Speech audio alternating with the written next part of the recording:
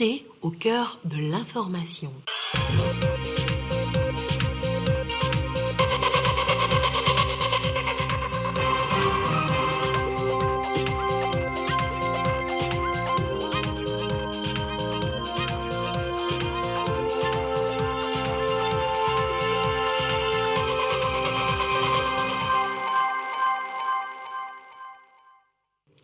L'actualité ce samedi est marquée par le 3e sommet du G20 Compact with Africa. Le Togo a pris part à cette rencontre de haut niveau par visioconférence. Au cœur des échanges, la pandémie de Covid-19. Justement, les cas de Covid-19 sont en hausse avec 224 nouvelles contaminations recensées en moyenne chaque jour. Cela représente 95% du pic des infections, des chiffres alarmants qui en appellent à une prise de conscience. Et puis la 4e édition du Festival international des lettres et des arts est officiellement ouverte. Cette édition a pour objectif de créer un cadre de rencontre, d'échange et d'émulation autour de la chose littéraire et artistique. Voilà pour les titres. Bonsoir à toutes et à tous. Le Togo a pris part au 3e sommet du G20 Compact with Africa en virtuel. Les travaux se sont déroulés à Berlin, en Allemagne. La conférence a réuni les pays africains qui ont adhéré à cette initiative. Les parties prenantes ont dressé le bilan à mi-parcours de la mise en œuvre de cette initiative. Il était également question de mobiliser les ressources pour faciliter l'accès aux médicaments, aux outils de diagnostic du Covid-19 et à la production massive des vaccins en Afrique. Joseph Amégan. Cette 3e édition du sommet économique du G20 Compact with Africa a réuni aux côtés des dirigeants allemands des pays africains qui ont adhéré à cette initiative. Autre institution présente à Berlin, en Allemagne, le groupe de la Banque africaine de développement, de la Banque mondiale et du Fonds monétaire international.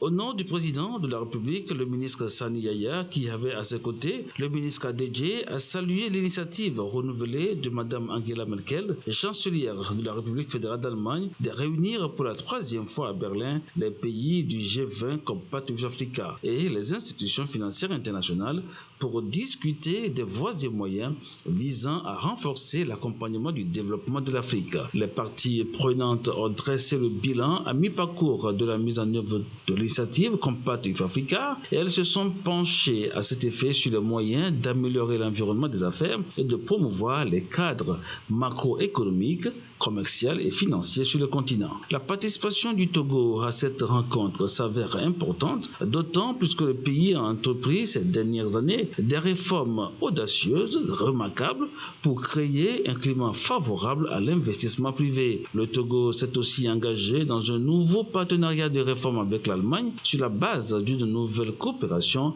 ambitieuse. Ce partenariat reconnaît et soutient la dynamique des transformations structurelles contenues dans la feuille de route gouvernementale 2020-2025.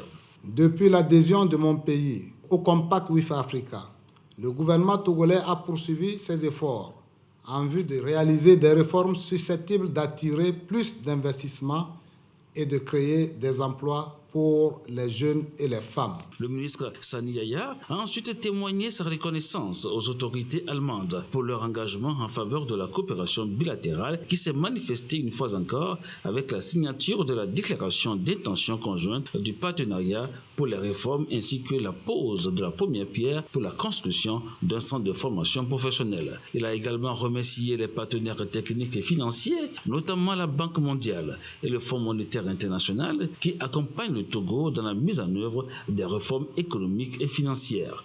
Les impacts de la crise sanitaire liée au Covid-19 sont également au centre de cette conférence, au cours de laquelle le sujet du renforcement de la résilience des économies africaines post-Covid-19 a été abordé. Il est question également de mobiliser les ressources pour faciliter l'accès aux médicaments, aux outils de diagnostic de la Covid-19 et à la production massive des vaccins en Afrique.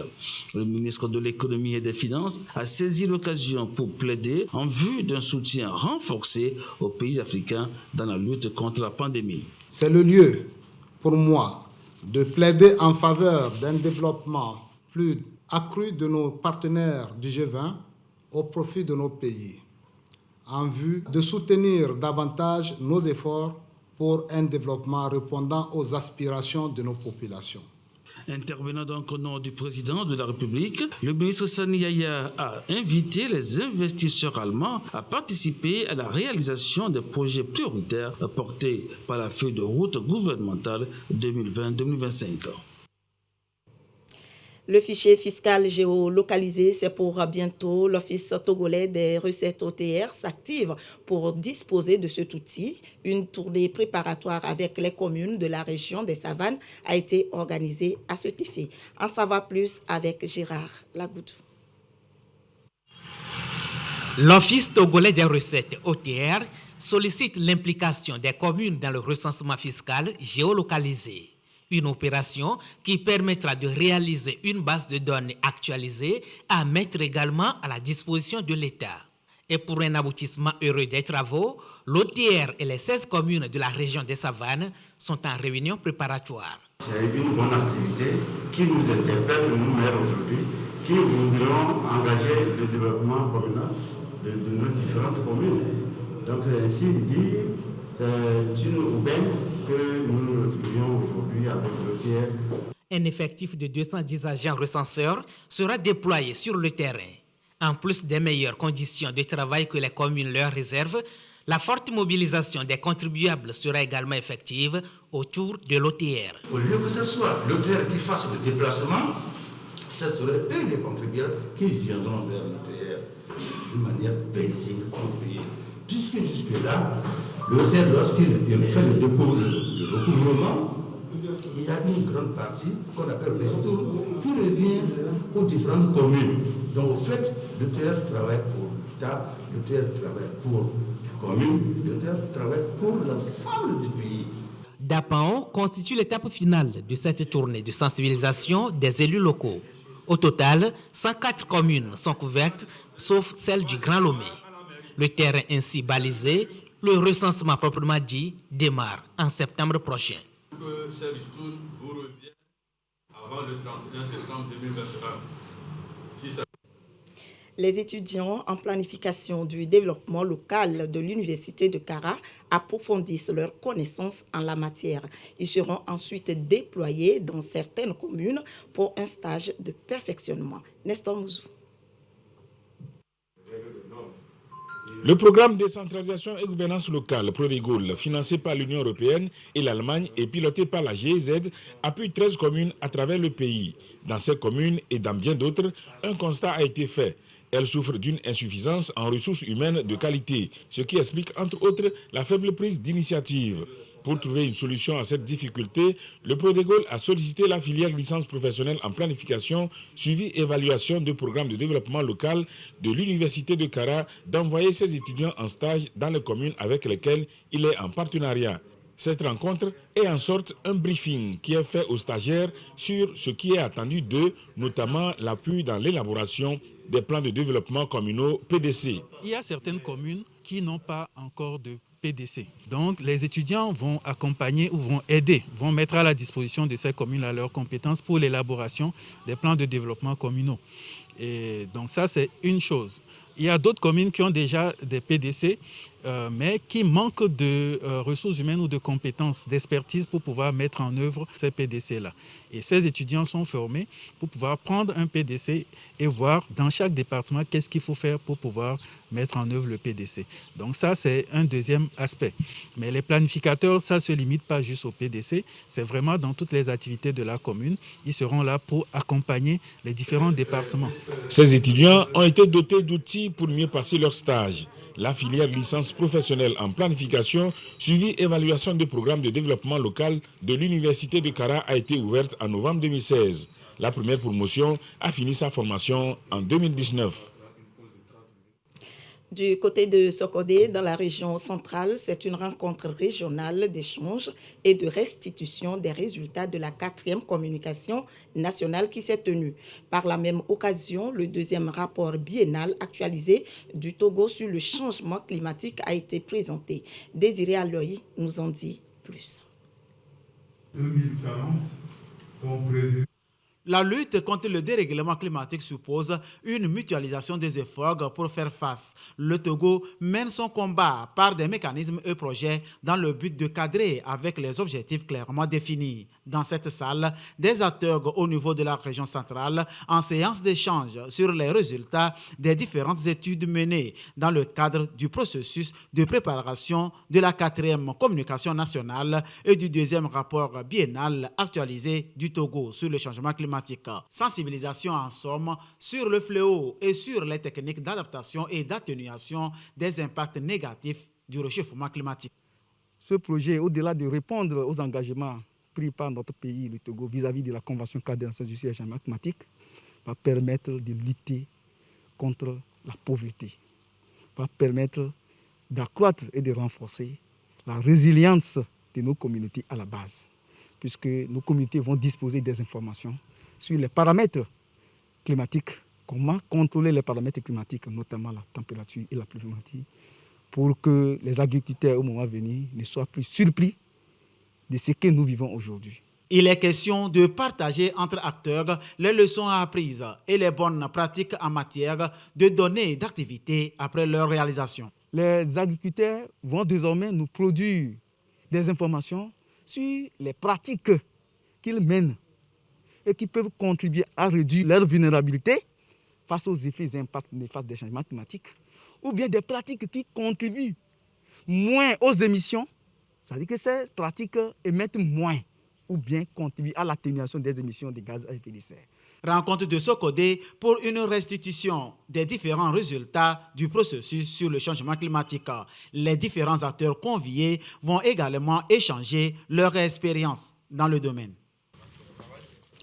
Santé et ce constat alarmant, les cas de Covid-19 ne cessent d'augmenter entre le CHR, Lomé commune et d'autres hôpitaux. Les ambulanciers ne font que des allers-retours et ça craint vraiment. Dodo Aré nous propose quelques images. Regardez. 11h, CHU Sylvanis Olympio. Ces ambulances sont là pour récupérer 2 malades de Covid-19 aux urgences. Un rituel habituel qui attise la curiosité de plus d'un. Première patiente, la voici. Une dame, la soixantaine. 9 jours aux urgences du CHU Sylvanis Olympio. Son état toujours instable.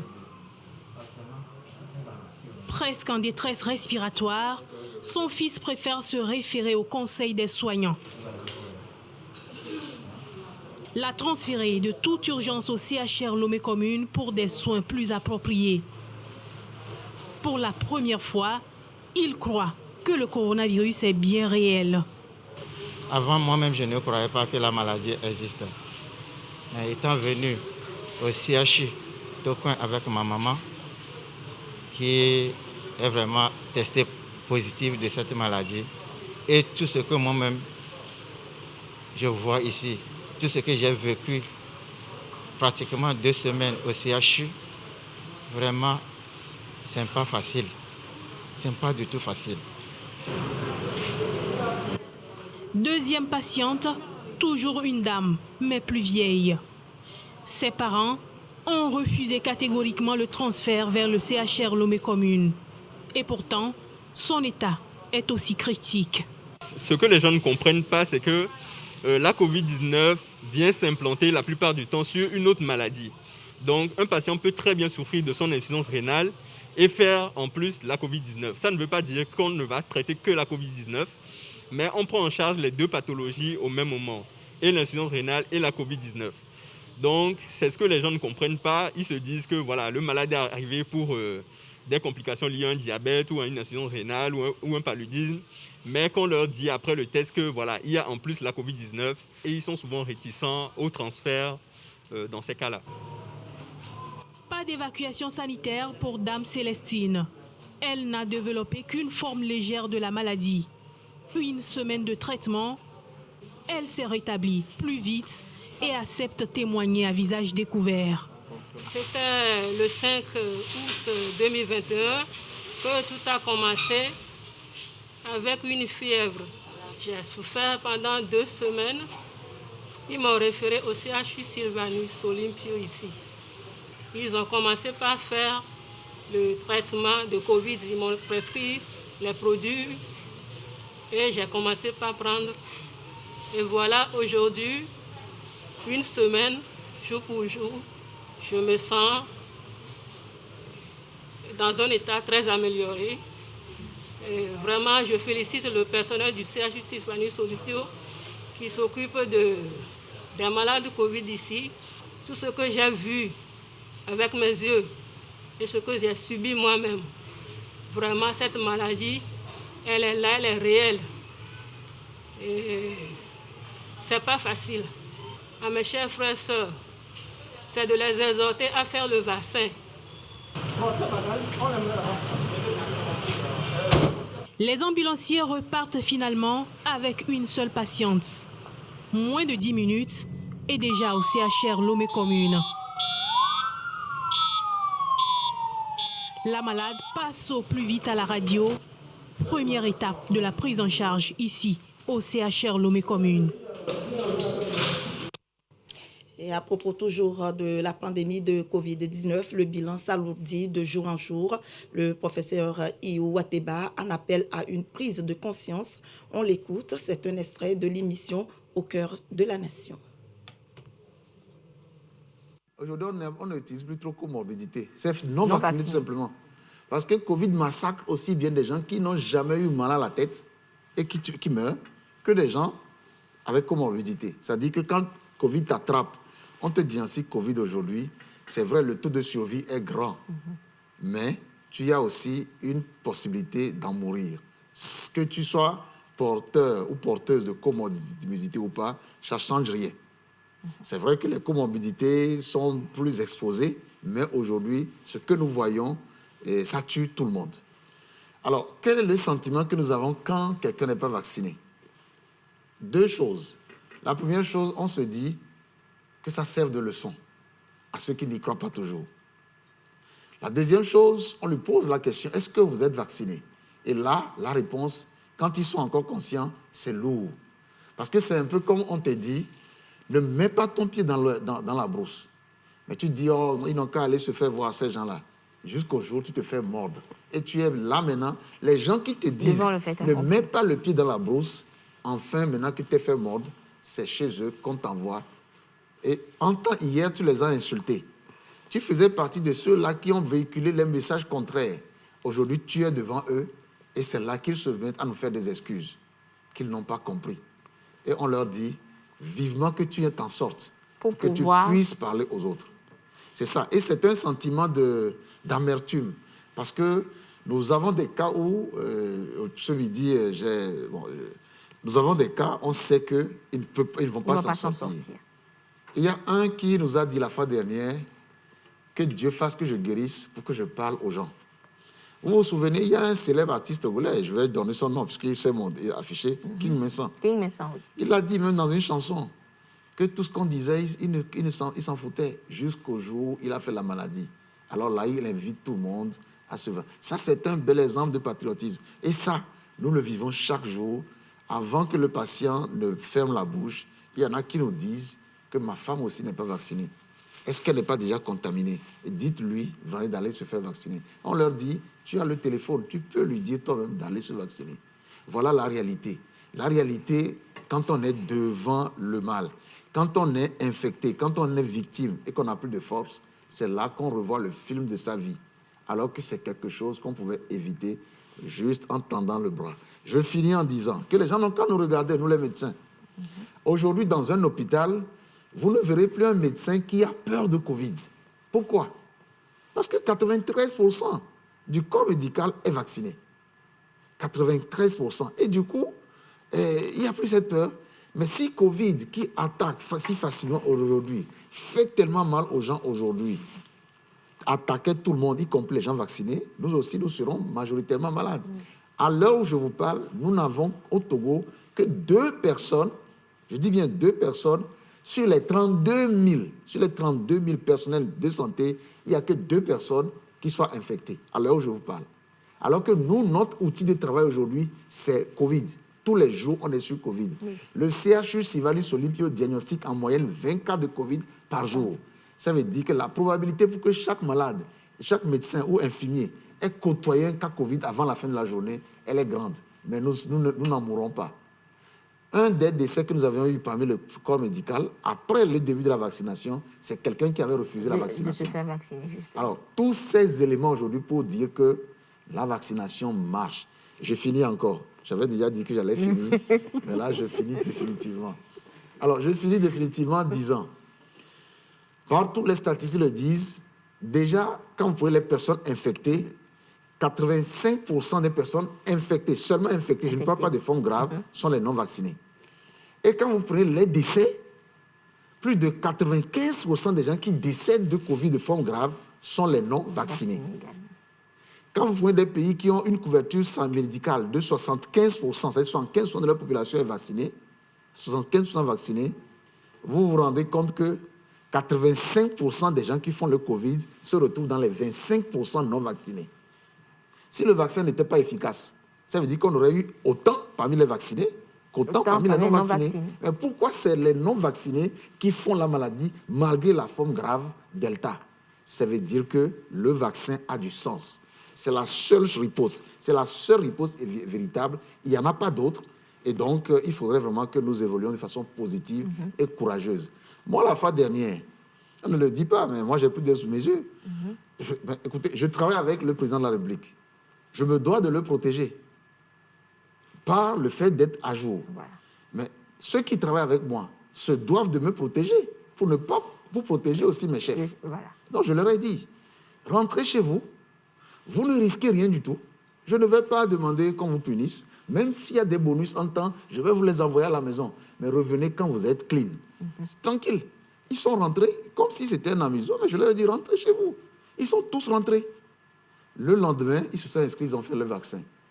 Et aujourd'hui, tout le monde rigole. Ils n'en sont pas morts, tout comme moi. Donc, c'est pour dire que ça va annoncer une des questions qui vient. Est-ce que le vaccin va être obligatoire?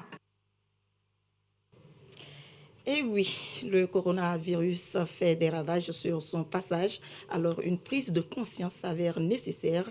Prenons nos responsabilités, respectons les mesures barrières.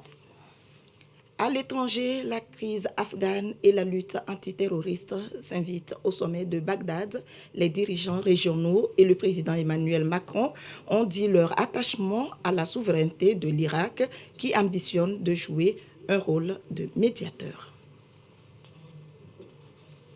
La situation en Afghanistan parmi les sujets évoqués lors du sommet de Bagdad qui se tient ce samedi dans la capitale irakienne, un sommet auquel participe le président français.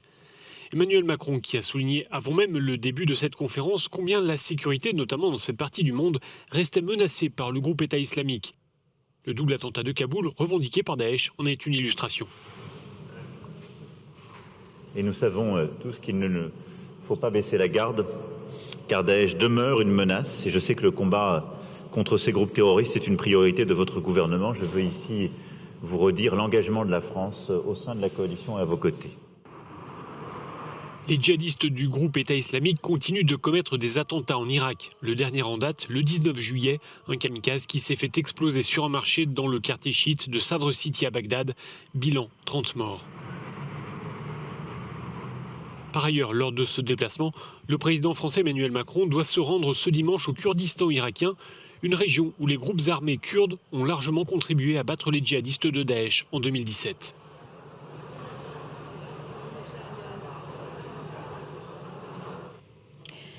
Le 12 août dernier, la maison TV5 Monde a fêté ses 10 ans d'existence. Pour cette maison dédiée à la promotion des jeunes, tout a commencé par l'installation d'une bibliothèque à travers l'association Trésors de Vie. La maison a fait du parcours et aujourd'hui, ce cadre participe activement à l'apprentissage des jeunes dans plusieurs domaines.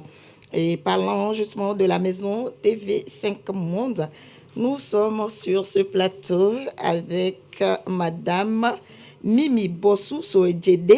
Elle est donc la directrice de la maison TV5 Monde. Bonsoir madame. Bonsoir madame et merci pour l'invitation. Je vous en prie. La maison TV5 Monde fête donc ses 10 ans d'existence. Quelles sont généralement les activités que mène la maison TV5 Monde et au profit de qui? Alors, merci beaucoup. Je vais commencer par dire ce que nous ne faisons pas. Parce que quand on dit Maison TV5 Monde, les gens pensent à l'actualité, au journal. Nous ne faisons pas de couverture d'événements. Nous sommes dans l'éducation, la culture, le social. Alors, quand on vient à la Maison TV5 Monde, qu'est-ce qu'on voit? Il y a le grand espace, mais on voit la bibliothèque. Vous venez de le dire, tout a commencé par une bibliothèque. La bibliothèque existe bien et très bien fournie parce que pour nous, la lecture est très importante. Et maintenant, autour de cette bibliothèque et au centre, nous organisons plusieurs types d'activités à l'endroit des enfants et des jeunes. La Maison TV5 Monde est chapeautée par l'association Précieux Trésor de Vie qui, à part la jeunesse, s'occupe des femmes aussi. Mais la Maison TV5 Monde, elle, s'occupe que de la jeunesse. Alors, nos activités, nous organisons beaucoup de concours dans différents domaines. Concours de lecture, concours de dictée, concours d'art oratoire, même des concours dans le cadre de l'environnement. Nous organisons aussi des activités sociales. Par exemple, à la rentrée, nous allons vers les communautés et nous offrons des fournitures scolaires aux enfants qui sont démunis, par exemple. Alors, je prends la Journée internationale de l'enfant africain. C'est une date que nous célébrons également, où nous allons vers les enfants, où nous avons des activités à l'endroit de ces enfants. Quand je prends par exemple Noël, nous organisons Noël pour des enfants pour dire que nos activités vont au niveau du social, au niveau de la culture et au niveau de l'éducation de façon générale. Au profit de qui? Des enfants et des jeunes. Voilà. Parlons justement... Et par exemple, pour les vacances, il ne faut pas que j'oublie, nous sommes en vacances maintenant. Depuis mars 2020, coronavirus est arrivé, ce qui fait que je vais parler d'avant Covid et d'après Covid. Oui, j'en venais justement à la question. Voilà. Et comment les jeunes, en général, doivent-ils organiser leurs vacances en ces temps de Covid? Ok, alors, je vais d'abord partir de ce que nous faisons. Ouais. Avant Covid, on recevait plus de entre 100 et 200 enfants pendant les vacances au niveau de la Maison TV5 Monde, où ce sont des activités diverses, peinture, dessin, danse, musique, pour dire que nous organisons des activités qui complètent ce que l'école offre aux enfants, aux jeunes. L'école permet aux enfants de se préparer à leur futur métier à exercer. L'école permet aux enfants de réfléchir, de penser, mais il faut plus que cela pour être un être épanoui. Donc, nous ajoutons de la culture et d'autres formes d'éducation. C'est pour cela que, comme je le dis, pendant les vacances, nous offrons tous ces types d'activités, danse, tout ce qui est culturel. Et ces vacances spécialement, nous n'avons plus beaucoup d'enfants parce que Covid est passé par là, où il faut respecter les mesures barrières. Vous venez de le dire, les cas augmentent et nous n'allons pas exposer ni les enfants, ni nous-mêmes. Donc, de 100 enfants, nous en sommes à moins de 30 maintenant pour respecter les mesures barrières. Néanmoins, nous continuons à organiser les activités qui ne nécessitent pas que les enfants soient trop ensemble, quoi. Ah, okay. C'est-à-dire que chacun soit à sa place. C'est pour ça que vous avez réduit le nombre pour respecter les mesures barrières. Mais vous pouvez quand même faire des équipes, hein? Une équipe vient, l'autre vient. Sauf que c'est un peu plus compliqué, surtout quand il s'agit des enfants qui doivent courir, où il faut vraiment être concentré pour s'occuper d'eux. Donc ces vacances, par exemple, je vais citer quelques activités que nous avons organisées. Ils ont appris à jouer de la kora, ils font de la peinture, ils font du dessin, ils font des ateliers scientifiques et des ateliers numériques. Ateliers scientifiques pour que... Vous savez, dans beaucoup d'écoles, il n'y a pas de laboratoire. Pendant ces vacances, la dernière fois, je les ai vus avec un serpent dans un bocal, un poisson dans un bocal. Et ils apprennent à faire des expériences, à regarder dans le microscope. Voilà des choses qu'ils ne faisaient pas à l'école, mais que nous faisons au centre pour compléter ce que l'école leur offre. En atelier technologique, je les ai vus la dernière fois faire des enseignes lumineuses. Des enseignes lumineuses, ils ont fait ça avec leur nom, mais on les a accompagnés à créer des lampes, voilà des choses que les enfants font et qui éveillent leur conscience. Donc, vous venez de me demander qu'est-ce que les jeunes, de façon générale, doivent faire de leurs vacances. Alors, les vacances, d'abord, c'est pour se reposer. On prend le temps de se reposer, que le cerveau se calme après 9 mois d'activité, mais après, il faut faire le plus que l'école ne donne pas. Aller en vacances, par exemple. Alors, quand je parle d'aller en vacances, ce n'est pas forcément aller à l'extérieur du pays. On est à Lomé, on peut aller au village pour voir comment ça se passe là-bas. On est au village, on peut venir en ville. On est en ville, peut-être on n'a pas les moyens d'aller au village. Vous savez, il y a des gens qui sont à Lomé, qui ne sont jamais allés à la plage. Et pourtant, à l'école, ils apprennent la mer. La mer et tout. Des enfants au Togo qui ne savent pas ce qu'on appelle, enfin, qui n'ont jamais vu une montagne. Et pourtant, ils apprennent ça à l'école. C'est pendant les moments de vacances qu'il faut faire découvrir cela aux enfants. Et ça ne suffit pas. Je dis généralement aux jeunes, pendant les vacances, moi, l'orientation scolaire est très importante pour moi.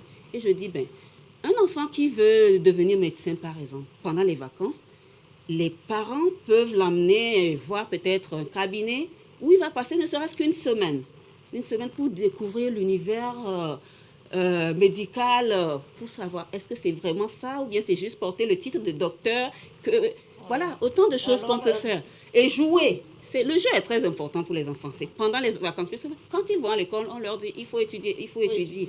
Mais pendant les vacances, permettons-leur de jouer. Pendant les vacances, ne laissons pas les enfants devant la télé toute la journée parce que nous-mêmes, pendant que nous-mêmes, nous sommes au travail. Parce que c'est là que les enfants apprennent ce qu'ils ne doivent pas apprendre. Oui, nous sommes pratiquement, donc c'est intéressant ce que vous dites, mais l'heure impartie tire à sa fin. Et quel est le rôle alors des parents aux côtés des enfants, rapidement? Alors, les parents doivent planifier les vacances avec les enfants. Et quand on laisse passer les résultats des examens, où il faut faire le bilan avec les enfants pour dire ça a marché, c'est bien, il faut améliorer ceci, ça n'a pas marché, pourquoi ça n'a pas marché, et on se prépare pour la suite. Mais les parents doivent organiser les vacances avec les enfants pour savoir qu'est-ce qu'ils doivent faire. Pendant qu'ils sont au boulot, il faut qu'ils sachent ce que les enfants font à la maison. Ce n'est pas le moment, je viens de le dire, de les laisser devant la télé, de leur mettre des tablettes entre les mains toute la journée. Non, ça ne les aide pas.